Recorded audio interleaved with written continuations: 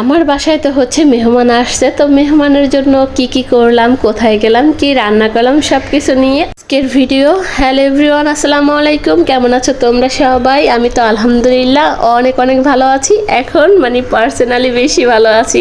তো সবাই মিলে হচ্ছে কিন্তু ঘোরাফেরা, খাওয়া দাওয়া, অনেক মজা হচ্ছে আমাদের। তো আমরা বিকালবেলা হচ্ছে একটু বাইরে গিয়েছিলাম।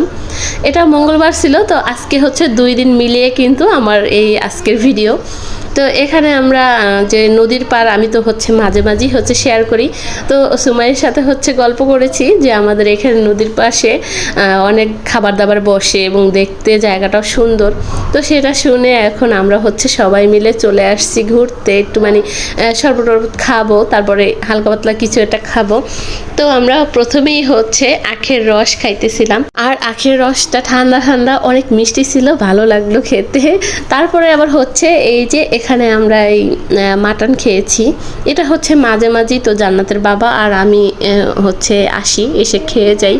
তো এই জন্য হচ্ছে আমাদের কাছে ভালো লেগেছে। তো সেই জন্য হচ্ছে দেওরকে আর দেওরের বউকে খাওয়াইতে নিয়ে চলে আসছি। তারপর হচ্ছে ভাইয়ার আবার এই কদবেল খুবই পছন্দ, সে খুবই পছন্দ করে। তো এখান থেকে আবার কদবেল দেখতেছিলাম। তো আমাদের হচ্ছে দামে হয়তো মিলে না, সেই জন্য ভাইয়া আর নিয়ে আসে নাই। তো বললো সামনে থেকে আছে, সেখান থেকে নিব। যদিও টক জিনিস আমার হচ্ছে একদমই পছন্দ না, আমি টক খেতে পছন্দ করি না। যাই হোক, আমাদের ঘোরাফেরা খাওয়া দাওয়া শেষ, আমরা কিন্তু বাসায় চলে আসছি। আর বাসায় এসে হচ্ছে নাস্তা খাইতেছি আর কি। চা বানাই নিছি, সাথে বিস্কিট ছিল, কেক ছিল, তারপর টোস্ট ছিল, মুড়ি ছিল। তারপরে খাওয়া দাওয়া শেষ করে এই যে হচ্ছে আমি আমার 2 মাকে কোলে নিয়ে নিয়েছি, ছোট মাকে কোলে নিয়েছি। এখন হচ্ছে আমার বড় মাও কোলে আসবে, আমার আদর খাবে। তো সেই জন্য 2 মাকে নিয়ে আর কি দাঁড়ায় দাঁড়ায় গল্প করতেছি। আর হচ্ছে সুমু আবার একটু ভিডিও নিচ্ছে। তো যাই হোক, আজকে হচ্ছে রান্না করব এই যে চিংড়ি মাছ। আমাদের দেশে এটাকে হচ্ছে গোদা কাটালি বলে। আমাদের বরিশালের যারা হচ্ছে এই ভিডিওটা দেখবে আর আমার এই কথাটা শুনবে, তারা আসলে চিনবে। এক এক দেশে হচ্ছে এক এক রকমের আসলে বলে থাকে। আমরা কিন্তু এটাকে গোদা কাটালি বলে থাকি গ্রামের বাড়ি এসে। আর ঢাকা শহরে ওই যে চিংড়ি মাছই বলে। যাই হোক, এক এক দেশে এক একটাই নাম। তো আমি হচ্ছে খুব মজা করে মাছগুলা কাটতেছিলাম, কারণ আরেকদিন জান্নাতের বাবাকে বলেছিলাম আমার হচ্ছে এই মাছগুলা খেতে ইচ্ছা করছে। তো এইবার যেহেতু বাজার করতে গেছে, তো সামনে পড়ে গেছে, তো সেই জন্য হচ্ছে আমার জন্য নিয়ে আসছে। আমি আর কি বলে রাখছি অনেক আগে, যদি সামনে এই মাছগুলো পড়ে তাহলে নিয়ে আসবা। যাই হোক, এই পর্যন্ত এসে আমার সাথে, আমার ভিডিওর সাথে যে আপু ভাইয়েরা আছো, কিন্তু একটা লাইক করোনি, প্লিজ মনে করে একটা লাইক করে দিবে, কারণ তোমাদের একটা লাইক আমার কাছে অনেক মূল্যবান। আর যদি নতুন বন্ধু হয়ে থাকো, অবশ্যই আমার চ্যানেলটা সাবস্ক্রাইব করে দিবে আর কমেন্ট করে জানাবে। আসলে ইদারিং হচ্ছে আমার একটু ভিডিও কম দেখা হইতেছে, কারণ আমার বাসায় একটু মানুষ বেশি আছে। তো রান্না বাড়া, কাজ কাম সব কিছু একটু বেশি করা লাগতেছে, সেই জন্য আসলে ভিডিও দেখা হইতেছে না। আমি 2-1 দিন পরে আসলে সব আপুদের ভাইয়াদের ভিডিও দেখবো। সব বলতে আসলে সব ভিডিও তো আর একবারে দেখা যায় না, আস্তে ধীরে অবশ্যই আমি আপু ভাইয়াদের ভিডিও দেখবো আর ইনশাল্লাহ কমেন্ট করব। আর ইদারিং আমি পারতেছি না, ওই যে বেশি একটু কাজের চাপ হয়ে গেছে আমার উপরে, সেই জন্য।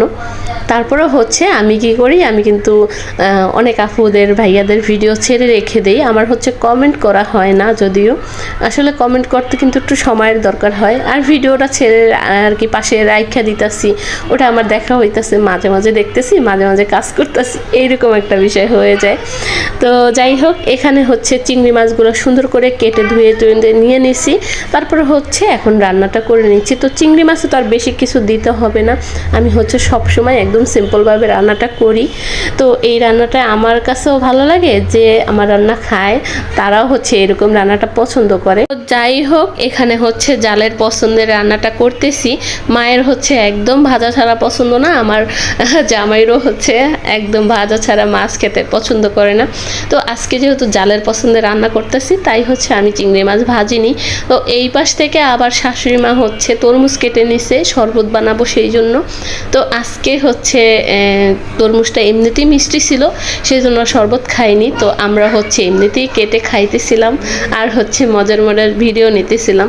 তো এদিকে আবার বাইরে প্রচণ্ড বৃষ্টি বৃষ্টি হচ্ছে এই যে। তো সেই বৃষ্টিটা একটু উপভোগ করতেছিলাম আমি আর হচ্ছে আমার জালে।